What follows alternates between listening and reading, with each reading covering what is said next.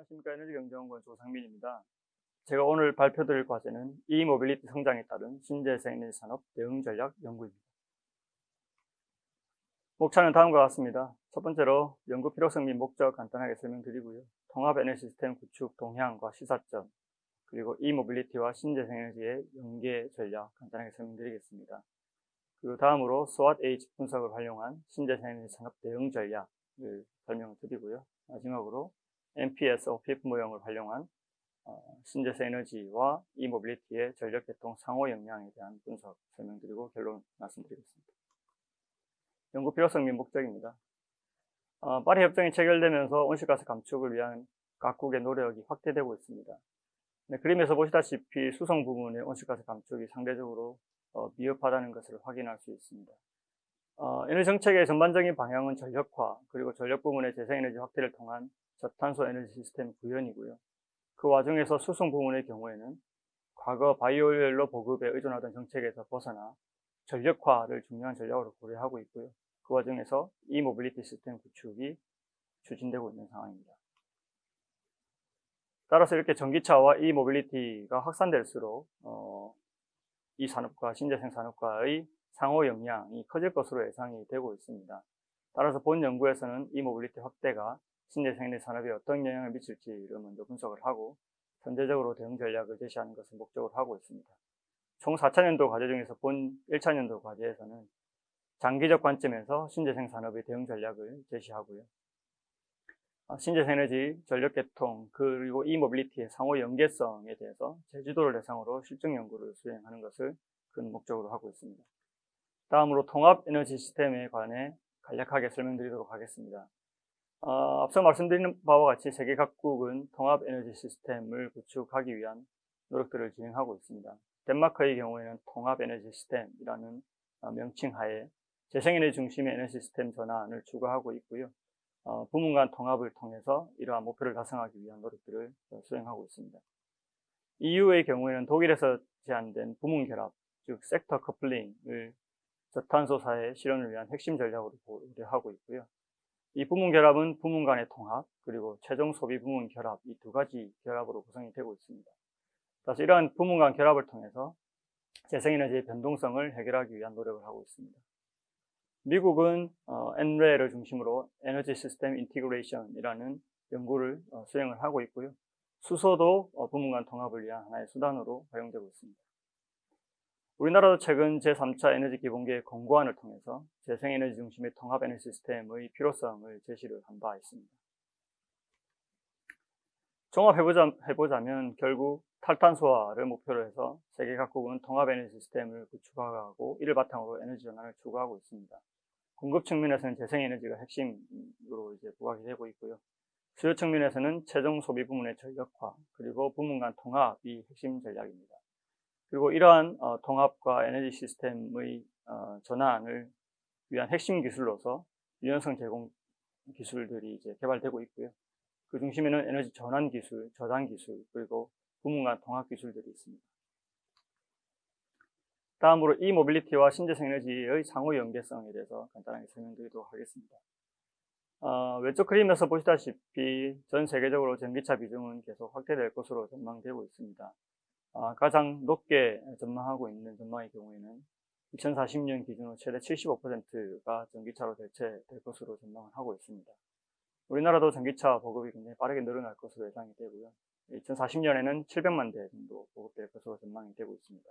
이러한 수송 부문의 탈탄소화는 수송 부문의 전환이라고 일컬어질 수 있는데요. 이러한 전환은 크게 두 가지 전환을 포함하고 있습니다. 첫 번째는 모빌리티 전환이고요. 두 번째는 에너지 시스템의 전환입니다. 그리고 이러한 전환을 위해서 스마트 충전이라든지 재생에너지 기반의 P2G와 같은 에너지 전환 기술 확보를 위한 노력이 강화되고 있습니다. 소결입니다. 앞서 말씀드린 바와 같이 수송 부문의 탈탄소화 중요성이 부각되면서 e-모빌리티가 성장을 하고 있는데요. e-모빌리티의 성장은 수송 부문의 전력화, 그리고 수송 부문의 효율화를 통해서 수송 부문의 탈탄소화를 추진하는 것을 방향성으로 하고 있습니다. 따라서 이러한 수송 부문의 전력화는 전력 부문, 그리고 나아가서 재생에너지, 그리고 더 나아가서 에너지 시스템에 대한 영향이 크게 확대될 것으로 전망이 되고 있습니다. 따라서 에너지 시스템의 통합 관점에서 이모빌리티와 신재생에너지 산업의 상호 연계성, 그리고 신재생에너지 산업의 대응 전략을 수립할 필요가 있을 것입니다. 다음으로 SWOT AHP를 활용한 신재생에너지 산업 대응 전략입니다. SWOT AHP는 사티에 의해 제안된 AHP 방법론에 SWOT 분석을 접목한 방법론입니다. 커틸라에 의해서 제안된 이후에 다양한 분야의 전략 수집 연구에 활용되고 있습니다.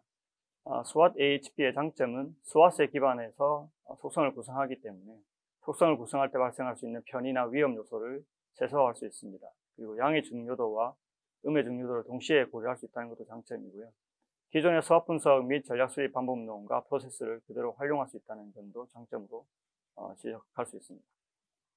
본 연구에서 SWOT AHP 분석을 수행하는 목적은 이모빌리티 성장에 대응해서 정부가 재생에너지 산업을 육성하기 위한 전략을 수립할 때 우선적으로 고려해야 될 요인들을 발굴하는 것을 첫 번째 목적으로 하고 있고요.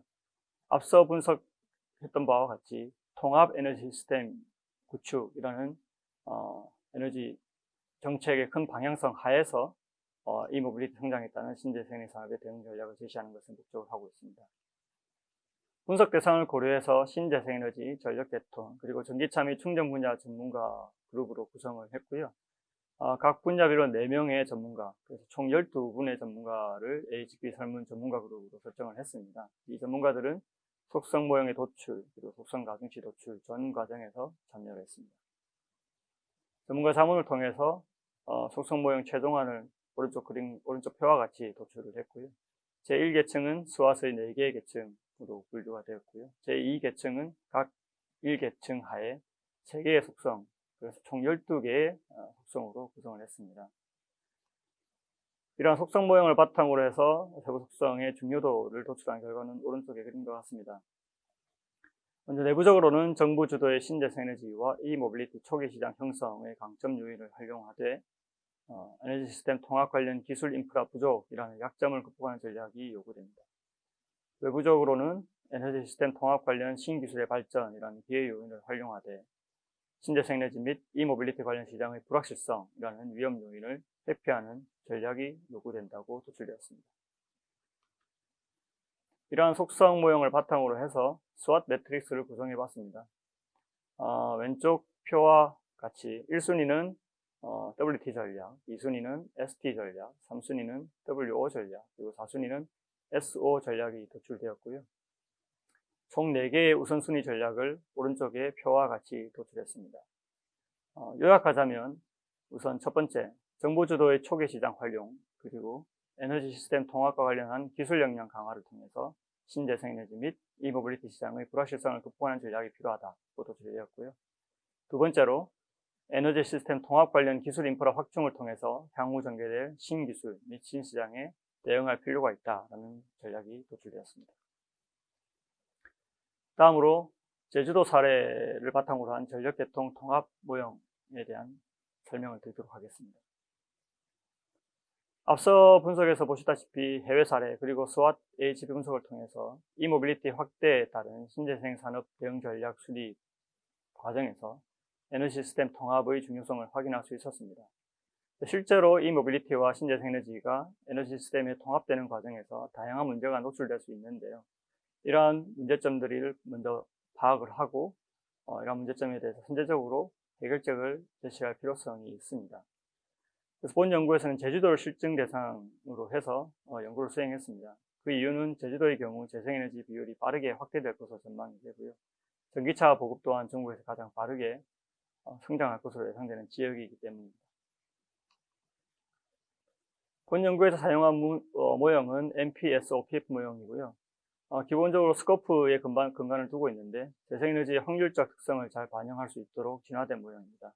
본 연구에 사용된 모형은 MPS OPF 모형입니다. MPS OPF 모형은 기본적으로 스코프에 근간을 두고 있는데요. 재생에너지의 확률적 특성을 잘 반영할 수 있도록 진화된 모형입니다. 모형의 구조는 기본적으로 전력 수요 패턴, 발전기 제약, 개통 안정성 제약 등을 바탕으로 전력 시스템 운영 비용을 최소화하는 것을 목적 함수로 하고 있습니다. 모형 구축에 앞서서 먼저 제주도의 풍력과 태양광의 발전 프로파일을 도출했습니다. 시계열 모형과 몬테카를로 시뮬레이션을 활용해서 아래와 같이 대표 프로파일을 도출했고요. 다음으로 전기차 충전 패턴, 그리고 전기차 운행 패턴, 그리고 TOU 설계 등을 바탕으로 해서 2019년 그리고 2030년에 전력 순수요 패턴을 아래와 같이 도출했습니다. 본격적인 분석에 앞서서 시나리오를 설정을 했습니다. 첫 번째 시나리오 케이스 1은 현재의 전력 시스템의 현재의 충전 패턴을 그대로 유지된다고 가정한 것이고요. 두 번째 케이스 TOU는 더 커브를 경감시키기 위한 TOU 요금제를 개발해서 적용한다고 가정한 시나리오입니다. 세 번째 케이스는 중개사업자에 의해서 전기차 자원이 VPP로 급전 제어된다는 케이스고요. 케이스 4는 이러한 VPP에 배터리의 에너지를 그리드로 제공하는 V2G까지 반영하는 것으로 가정한 시나리오입니다. 먼저 2019년 분석 결과입니다. 2019년은 재생에너지와 EV 보급이 낮은 수준에서 이루어진 상황이고요. 그럼에도 불구하고 CE1에서 보시다시피 제주도는 상당한 더 커브를 겪을 것으로 예상이 됩니다. 이러한 상황에서 TOU의 영향은 크게 나타나지 않는 것으로 나타났고요. VPP의 경우 1시에서 4시 새벽 시간대의 전력 수요를 높여서 기력 발전이 효율적으로 운영될 수 있음을 확인할 수 있었습니다. 다음으로 V2G의 경우에는 첨도 부하 시간대의 EV 방전을 통해서 더 커브를 상당히 완화시킬 수 있다는 것으로 분석 결과가 나타났습니다. 다음으로 2030년입니다. 2030년은 재생에너지와 EV가 상당 수준 보급된 상황입니다. C1에서 보시다시피 특별한 조치가 없다면 재생에너지 비중이 높아지면서 심각한 더 커브가 발생을 하고 이로 인해서 특정 시간대는 네거티브 로드가 발생하면서 HVDC를 활용한 역송이 필요한 상황이 될 것으로 예상이 됩니다. TOU를 활용한다면 더 커브가 상당히 완화될 수 있을 것으로 예상이 되고요. VPP를 도입을 한다면 10시에서 17시에 집중적인 충전을 통해서 더 커브 문제가 거의 대부분 해결되는 것으로 나타났습니다. 앞서 2019년과 달리 V2G는 그 영향이 크지 않을 것으로 예상이 됩니다. 정량적으로 분석해 보면 2030년의 발전 비용 경감 효과를 다음과 같이 분석을 했습니다. TOU 경우에는 약 2억 원의 발전 비용 경감 효과가 나타나는 것으로 나타났고요. V2G, G2V, VPP의 경우에는 약 5억 원의 발전 비용 및 예비력 비용 효과 경감이 있는 것으로 나타났습니다. 따라서 VPP가 TOU에 비해서 발전 비용 경감 효과가 큰 것으로 나타났고요. 다만 V2G의 경우에는 VPP와 비교했을 때 추가적인 비용 효과가 크지 않은 것으로 나타났습니다. 다음으로 전기차의 참여율에 따른 영향을 분석을 해봤습니다. 앞서 2019년과 30년의 분석 결과와 큰 방향성에서 동일한 것으로 나타났는데요. TOU에 대비해서 VPP의 더 커브 완화 효과가 우수한 것으로 나타났고요. VPP와 대비했을 때 V2G의 효과는 전기차 보급 수준이 낮을수록 더 큰 것으로 나타났습니다. 소결입니다. 결국 EV 수요 자원은 로드 시프팅, 그리고 예비력 자원 제고, 그리고 커테인먼트를 통해서 전력 개통에 기여하는 것으로 나타났고요. 재생에너지 보급이 높을수록 EV의 수요 자원 가치, 즉 VPP의 가치가 증가하는 것으로 나타났고, VPP의 편익이 TOU의 편익보다 큰 것으로 나타났습니다. 특징적인 것은 EV 보급이 합리적인 수준, 즉 낮은 수준일 때 V2G의 편익이 더 커지는 것으로 나타났습니다. 결론입니다. 기후변화 대응을 위해서 통합에너지 시스템 구축을 통한 에너지 전환을 추구하는 노력들이 강화되고 있습니다. 한편으로는 재생에너지 전력 공급을 통해서 최종 에너지 부분의 전력화가 추구되고 있는데요. 다른 한편에서는 수송 부분의 탈탄소화를 위해서 E-모빌리티가 확대되고 있습니다. 이러한 E-모빌리티 확대는 통합 에너지 시스템이라는 관점에서 재생에너지 산업에 대한 영향이 커질 것으로 예상이 됩니다. 따라서 본 연구에서는 SWOT AHP 분석을 통해서 E-모빌리티 성장에 따른 재생에너지 산업의 대응 전략을 크게 두 가지로 제시했습니다. 첫 번째는 재생에너지 전력 개통 연계 및 통합 관련 기술 그리고 인프라를 확보할 필요가 있겠다는 것이고요. 두 번째는 관련 기술 개발을 확대하고 정부 주도의 초기 시장 확보를 통해서 비즈니스 모델을 발굴할 필요가 있겠다는 것입니다. 다음으로 MPS, OPF 모형을 통해서 EV의 수요 자원을 통한 전력 시스템 효율성 제고 효과를 확인을 했습니다. 더 커브 경감 그리고 불확실성에 대한 예비력 자원을 EV가 제공할 수 있다는 것을 확인을 했고요. 따라서 EV의 유연성 자원으로서 효과는 매우 크고 높은 잠재력이 내재되어 있다는 것을 확인했습니다. 다만 VPP, V2G와 같은 기술적 대안의 확보, 그리고 EV 수요 자원에 대한 합리적인 인센티브가 제공되어야만 이러한 효과를 우리가 누릴 수 있을 것으로 예상됩니다. 이상으로 발표를 마치겠습니다. 감사합니다.